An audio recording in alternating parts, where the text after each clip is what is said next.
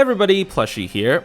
So finally, we're going to talk about the second SSR of this event, Kondo Isami. And I apologize for the delay, I just didn't have a lot of motivation to make a video for him, despite me actually grailing him and making him my grand, because he is just another mediocre AoE arts looper. But still, he has something interesting about him, and there are some comparisons to be made, so I'm still going to make this video, and hopefully you guys still find some entertainment from it.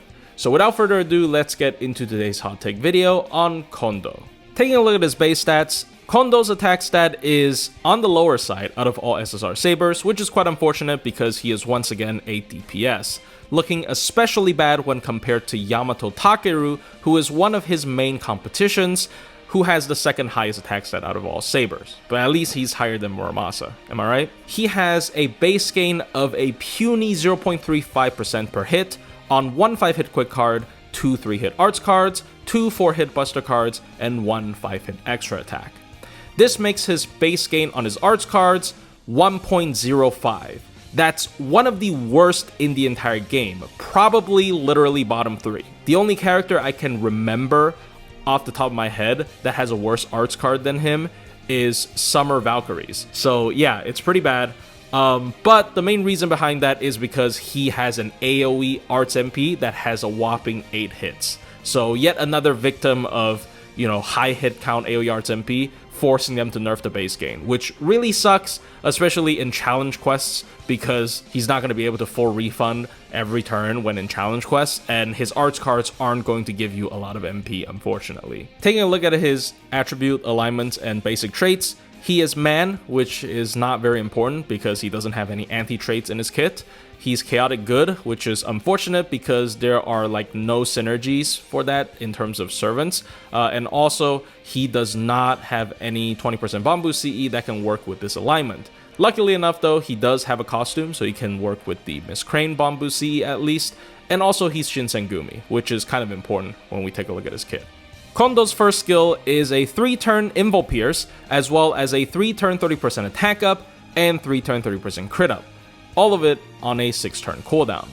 So this is a really solid offensive skill, there's no special gimmick effects, but all 3 effects are really good. Invo Pierce on a 3-turn cooldown on a skill, once again, in my opinion, is the highest form of Invo Pierce that you can have in the game, simply because usually unremovable Invo wears off after 3 turns, and this does not require you to use your MP at all in order to proc it for your following cards. So this is super convenient, you can just ignore major gimmicks after clicking this skill.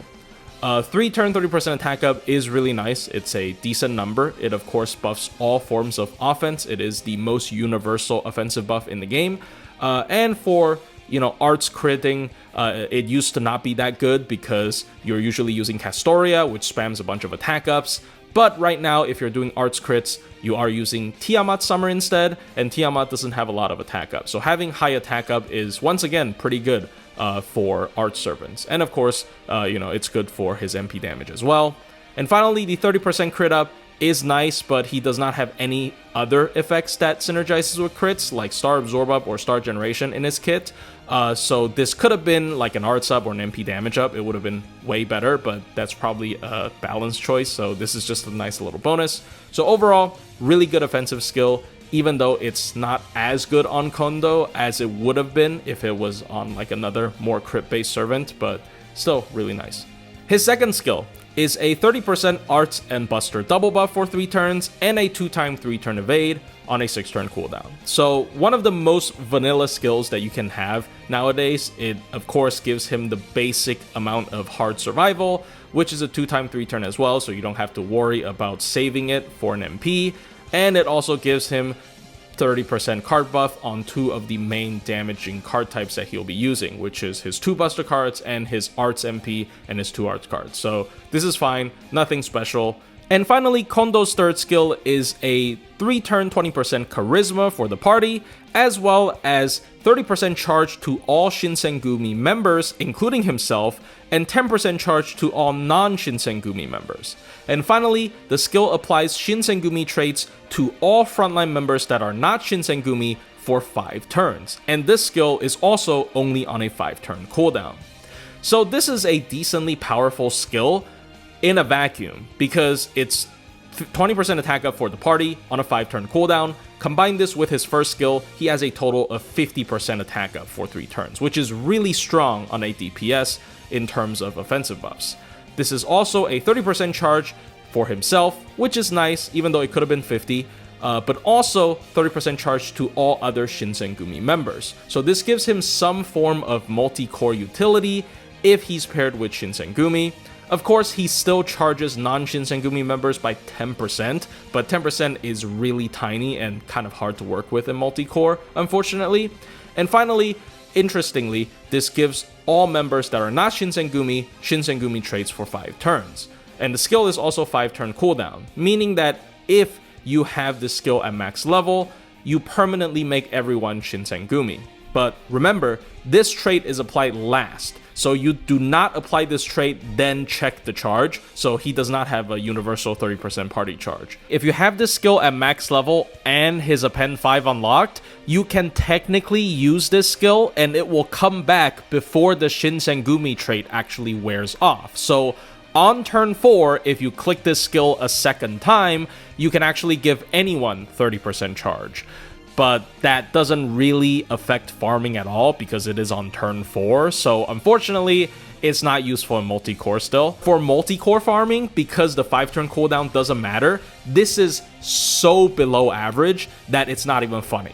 In my opinion, in 2025, our basic standards for multi-core farmers should be self 50 and then 20% for allies. We saw that on Typhon, we saw that on Junis Crane, and we saw that on Noah when he's not paired with animal trade servants. So that should be the bare minimum for multi-core farmers, in my opinion, if you want to be a party charger. Self 30 and then 10% for others is horrible.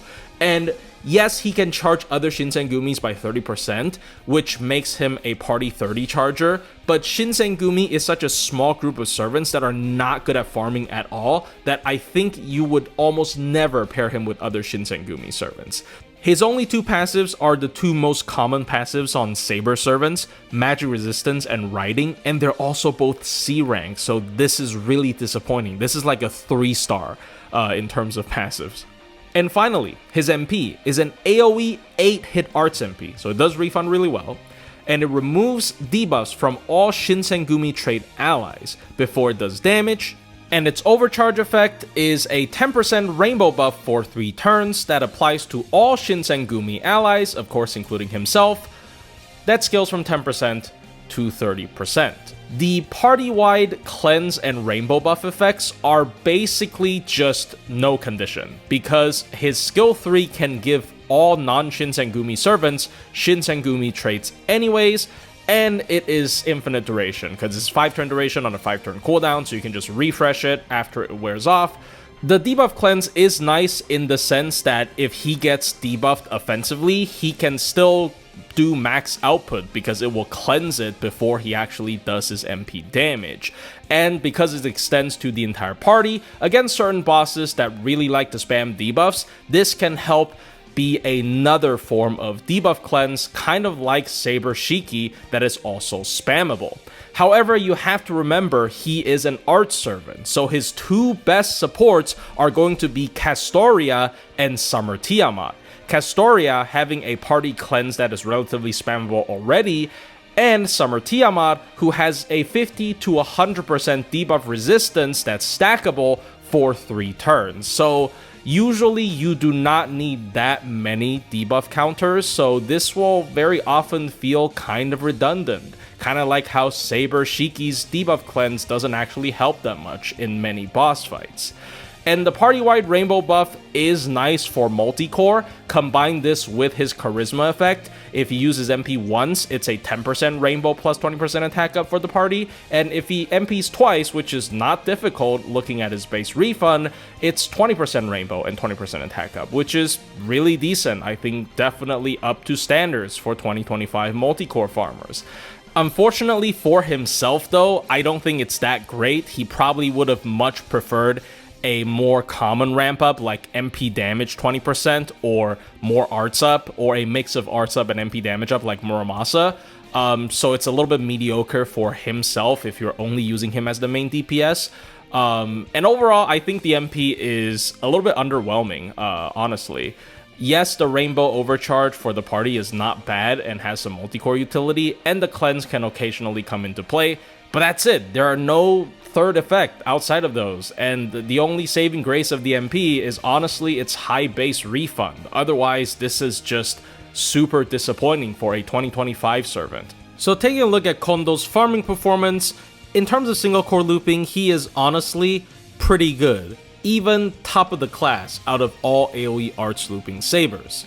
So comparing him to Muramasa and Takeru, our assumptions are going to be MP2 and against 3/3/3 waves with no class. So the base refund is 1.0, and then you're not doing any class advantage. There's also no attribute or traits. So the first saber I kind of want to rule out is going to be Muramasa, because despite his really solid damage after his MP upgrade, his refund is just that much worse than the other two options that they cannot realistically loop the same kind of nodes. But if we sort of ignore the refund for a second here and take a look at his damage, it's obviously really solid. Even when he saves his skill 1, which is a 50% rainbow mana burst for wave 3, his damage on the first and second wave is still pretty decent at MP2, even matching Kondo essentially on wave 2. And that means that at MP1, he will most likely beat Kondo on wave 2, even without having to use his skill 1. And of course, taking a look at the wave 3 damage, if he gets to save his skill 1 until wave 3, he kind of just destroys the other two servants in terms of their damage. But then again, you have to remember, how often does he actually get to do that? He very likely will have to burn his skill 1 for refund on one of the earlier waves just because of his lackluster hit count. So kind of unfortunately, Muramasa, despite looking arguably the best in terms of damage, is not going to be very viable in arch looping at all compared to the other two sabers. Now, removing Muramasa from the picture and taking a look at Kondo versus Takeru, this is a lot closer in terms of performance. Now, Takeru's skill 3 is a 3-turn arts up, but it also has a 1-turn MP damage up. So we will predominantly be looking at the scenario where he actually gets to save that skill 3 for a wave 3 burst. It will make some of the comparisons a little bit easier. So taking a look at their damage comparisons across 3 different waves, Kondo kind of just destroys Takeru across the board, unfortunately. Takeru does extra damage to 1 out of the 3 targets whenever he MPs because it casts a single target big arts down before it does damage, so it will also give him more refund off of one specific target. But even with that in mind, Kondo just beats him because Kondo's damage across all 3 different targets is basically the same or better than Takeru's damage against that one specific target. And he gets even more refund from them. And even on wave 3, where Takeru, assuming he gets to save his skill 3, so he has maximum arts up, maximum MP damage up, his maximum damage against that one single target is basically the same as Kondo's damage across the entire board because he has time to ramp up for 3 turns. Now, Takeru of course has the ability to immediately pop his skill 3 for better general refund as well as damage across the 3 different waves, which sometimes he is forced to do if he's looping against like low enemy count berserkers, for example. And you can see on wave 1 against that one specific target, he does beat Kondo pretty confidently, but even then Kondo's refund is still slightly superior. And then after that, Kondo's gonna have better and better performance because he's ramping up, while Takeru is gonna fall behind because his 1-turn MP damage up is gone. So I can pretty confidently say out of the 3 AoE arch looping sabers, Kondo has the best general performance.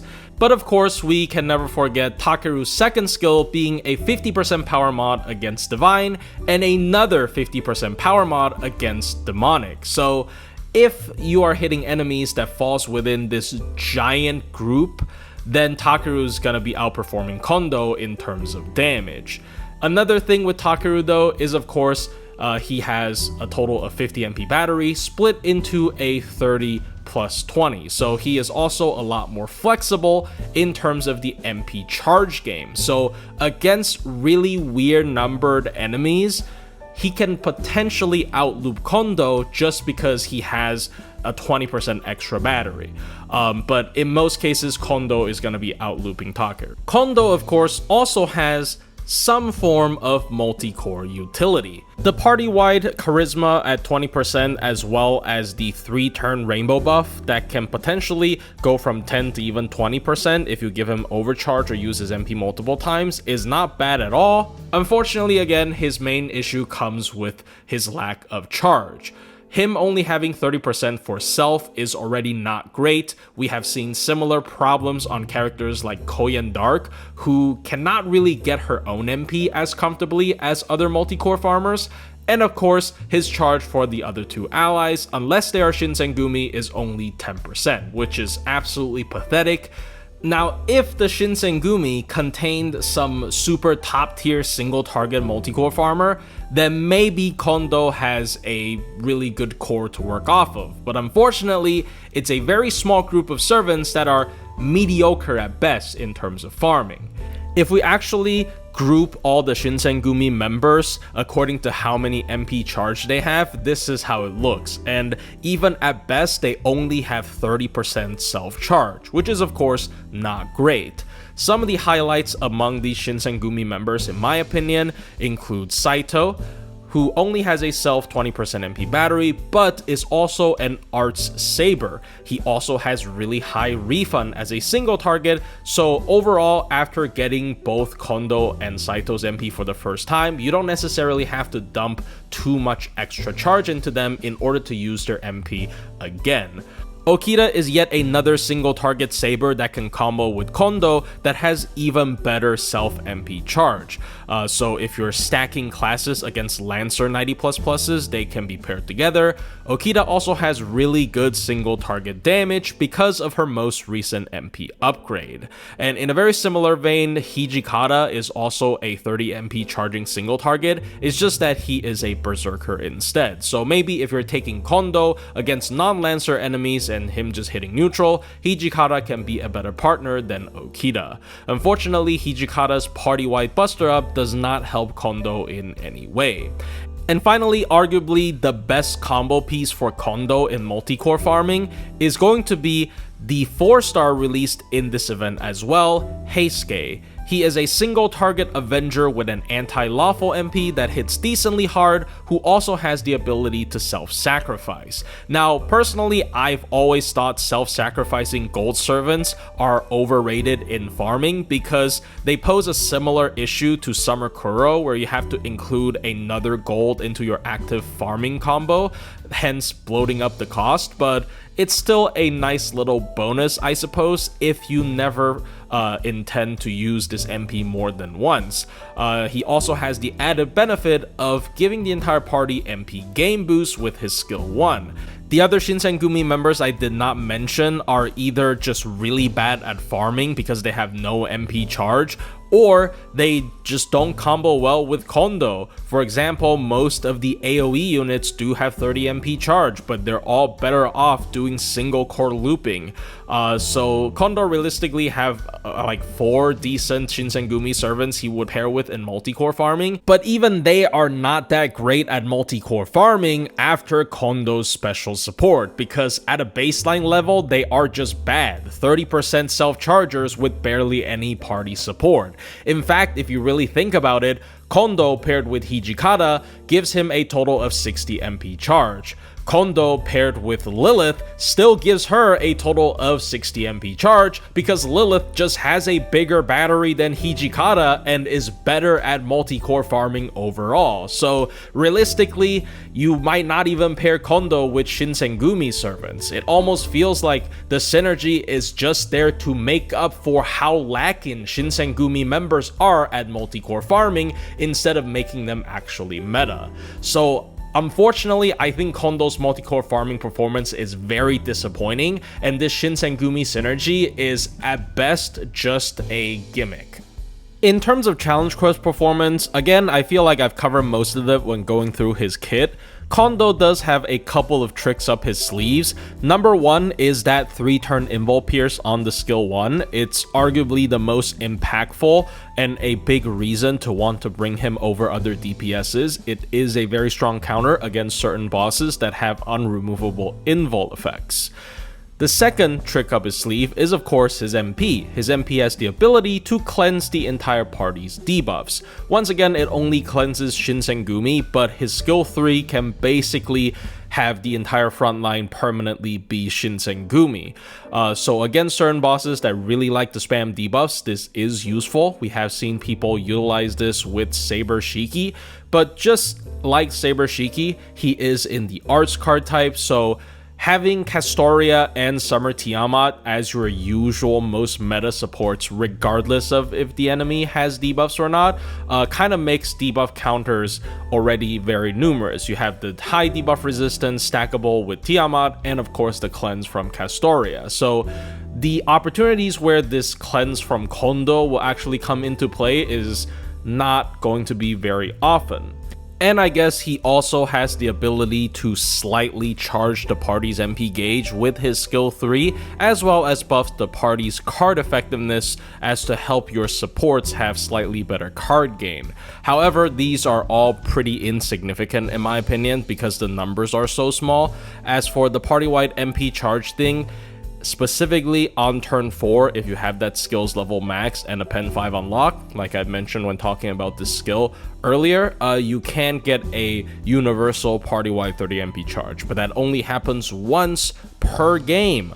Unless you bring other cooldown reducers on your team, which you will not always have the space to include. So overall, Kondo doesn't really have a lot of impressive stuff in his kit for challenge quest content, outside of that Invul Pierce, and we haven't even addressed the elephant in the room yet, which is of course his extremely poor 1.05 base arts card gain. Now, you won't always feel like this is a big problem because he still has a really high hit count AoE arts MP, so he can refund a decent bit if hitting multiple targets, and because he is arts, he will be paired with characters like Tiamat and Castoria, so the arts card gain will be significantly salvaged by these amazing buff numbers. We have seen other AoE arts loopers with similar card gain issues like Kondo perform okay in challenge quests, such as Durga and Takeru, but both of them have really strong anti-traits, 2 of them in fact,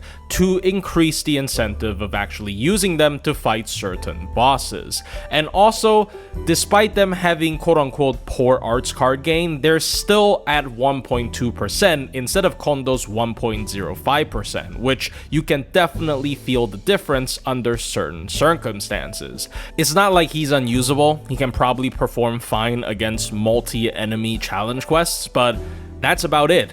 The amount of times where you will feel like he has a real advantage over other units is almost 0, and it's quite disappointing for a 2025 release servant in my opinion.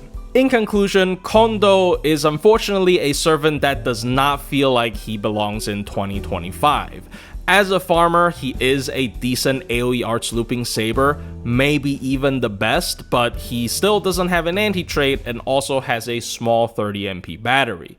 As a multi-core farmer, he has okay party-wide offensive buffs, but his party-wide charge and self-charge are both puny. He can only give Shinsengumi servants 30% charge, and Shinsengumi servants are notoriously mid for multi-core farming, making that synergy not really mean much. As a challenge quest unit, once again, he's just a very vanilla AoE arts looper with decent refunds and Invul Pierce, but also really crap base card gain. So outside of fighting against multi-enemy challenge quests, he will kind of underperform compared to other AoE DPS units.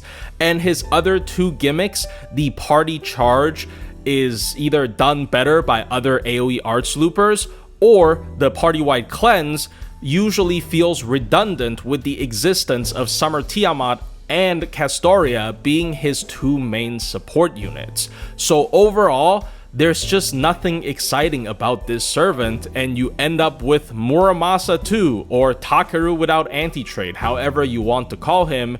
He's usable for sure, but that's also about it.